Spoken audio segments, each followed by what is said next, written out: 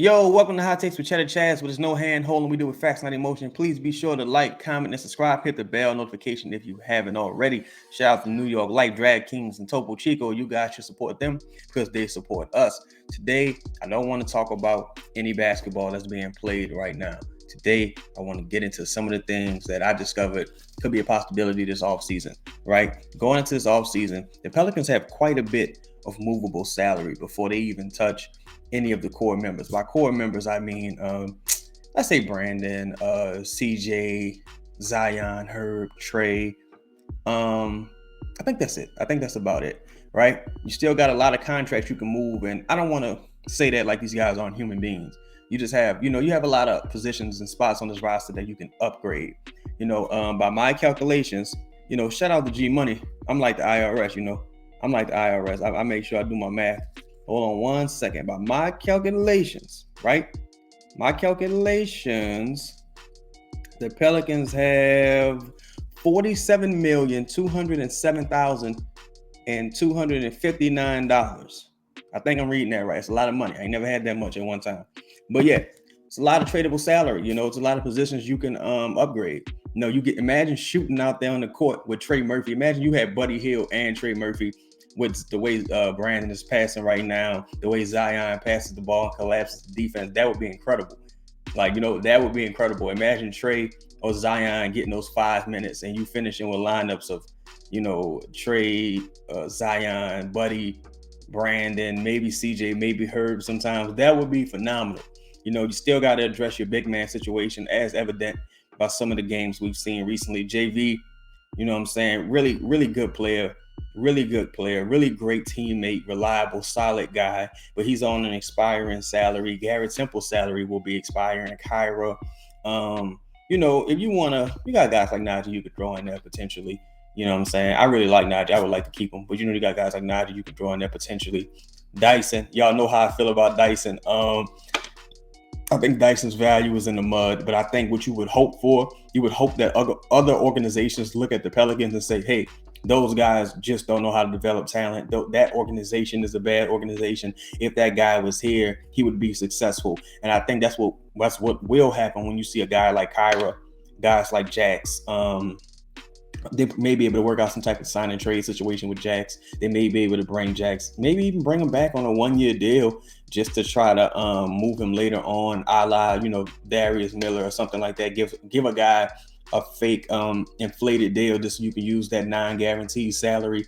Things like that are a possibility. This team has moves to make. I was a person who was disappointed with the Devontae Graham trade because you couldn't use his salary this offseason where it would be a lot more attractive, because it's basically an expiring, because in the last year of Devontae Graham's salary, or his contract rather, he's only guaranteed about $2 million.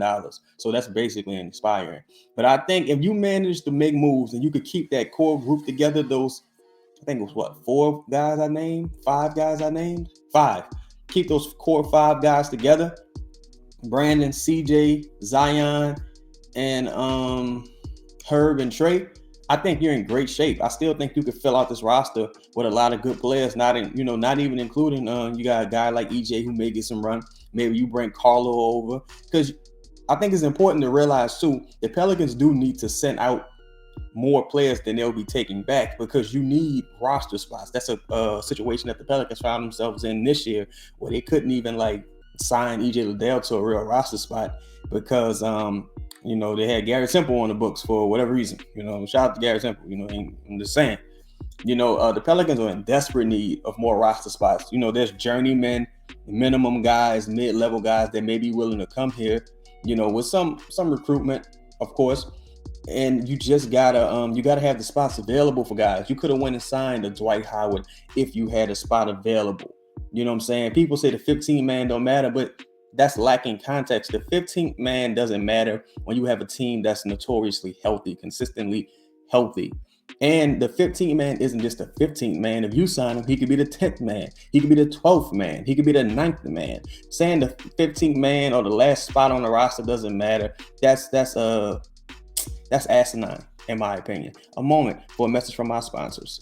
This podcast is sponsored by the Birdsall Law Firm, the official injury lawyers of Boot Krewe Media, located at 918 Porter Street by the Superdome. Give them a call at 504-523-5413 if you or someone you know has been involved in an accident. And be sure to mention we sent you. Birdsall Law Firm, the official injury lawyers of Boot Krewe Media.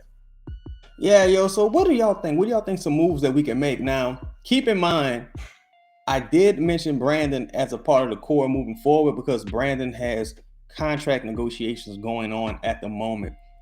You know, one of those sides may buckle, or both of those sides may say, all right, well, best of luck in your future endeavors. You know what I'm saying? That's a very real possibility. Maybe with the way things have gone this season, maybe CJ wants out. You know what I'm saying? CJ's been a little frustrated. Maybe he wants out. You never know. These are real things. Maybe the team decides to swing for the fences and goes in to the season, next season with a thinner roster. And you see, like, you know, some young guys, second round type guys filling out the back end of your roster. Maybe they go for a big swing, like, you know, Siakam or something like that. But we shall see. You know, we shall see. This team has been really good at evaluating talent in the second round, and they're not afraid to play second round talent. Another message from our sponsors. Ready for the underdogs, the upsets, and the unbelievable action at DraftKings Sportsbook? The biggest tournament in college basketball is here. Right now, new customers can bet just $5 on college hoops and get $200 in bonus bets. Plus, for a limited time, all customers can score a no-sweat bet during round 1 and 2 of the tournament. Go to the app, opt in, and place a no-sweat bet this weekend. If it doesn't hit, you'll get a bonus bet back up to $10. Download the DraftKings Sportsbook app now and sign up with code BOOT, B-O-O-T. New customers can bet just $5 to get $200 in bonus bets instantly, win or lose, only at DraftKings Sportsbook with code BOOT. That's B-O-O-T. Minimum age and eligibility restrictions apply. Yo, that's been today's show. Be sure to like, comment, and subscribe. Hit me in the comments, man. Let me know what y'all think. Or hit me on Twitter. Let me know what y'all think. You know, that's a lot of salary. That's a lot of money to do a lot of things. I know some people say, well, this is a young team with a second year. Nah, that's bullshit. This team needs clear and obvious upgrades at several positions, especially the big man and especially in the backcourt. So y'all hit me up. Let me know what y'all think. That's today's show, and I'm out.